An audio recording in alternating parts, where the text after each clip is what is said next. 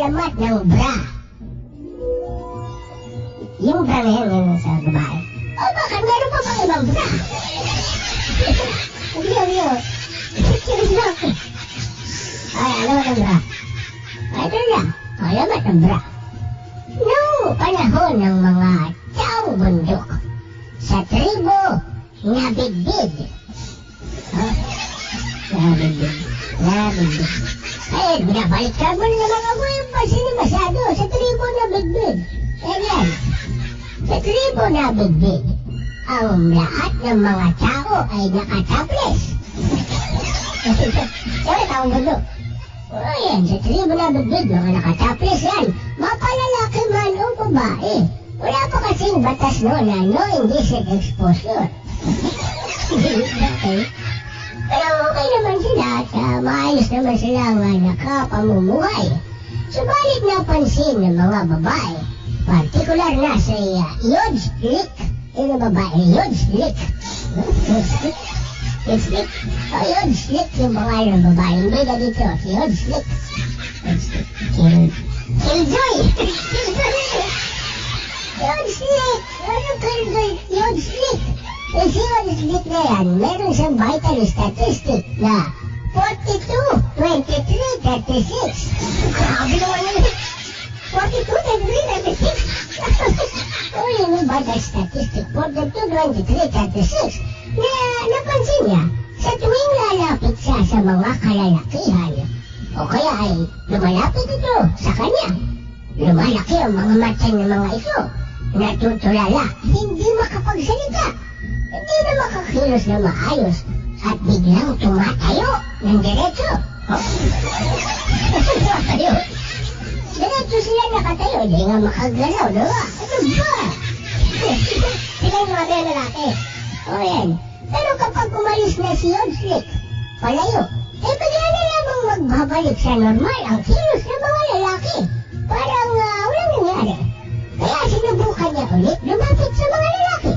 Laking gulat ni Yodslik nang manigas ulit ang mga ito.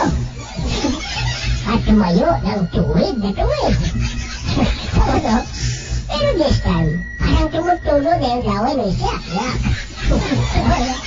Bagay na hindi nagustuhan ni Yodslik dahil hindi naman siya pagkain. Eh bakit parang natatakam yung lalaki sa kanya? Isang bagay na napansin ni Yodslik ay ito. Kapag siya ay nilalapitan ng mga lalaking taga-tribo na bidbid, ay tumatanghod ito ng matagal sa kanyang dibdib. Okay? Dahil dito, napag-isip-isip niya na ang dibdib niya palang dahilan kung bakit kumikilos ng strange yung mga lalaki. Nag-decide siya na mag-experiment. Tinakpan ni Yodslik ang kanyang dibdib gamit ang balat ng hayop. Okay? At nilapitan niya ang mga lalaking taong bundok. Laking gulat niya nang hindi siya pansinin ng mga ito. At nagpatuloy lang sa kanilang ginagawa. Laking tuwa ni Yodslik dahil sa kanyang natuklasan. Dali-dali siyang umalis at ikinika sa ibang mga babaeng taong kuweba. Ay, taong bundok pala. Kawal na sa'yo. Ay, taong bundok pala siya. Yan, isinyat na yung kanyang findings. Magmula noon, ang lahat na ng mga babaeng ay nagsusuot ng pangtakip sa kanilang mga dibdib. Taon yun? Ang hindi alam ni Yodslik, pati na ng ibang mga babae na taong bundok, nakakausap-usap pala ang mga lalaking taong bundok. Sabi ng isa, pare, hindi na maganda yung sightseeing natin, no?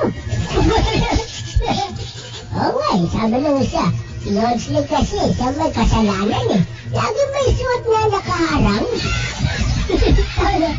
Ano nakaharang, sabi ng isa? Yung bara, lagi may bara sa dibdib eh. Magmula noon, ang tawag na sa kasuotan ng babae na itinatakip sa kanilang dibdib ay bara. At nang tumagal, ito ay naging bra.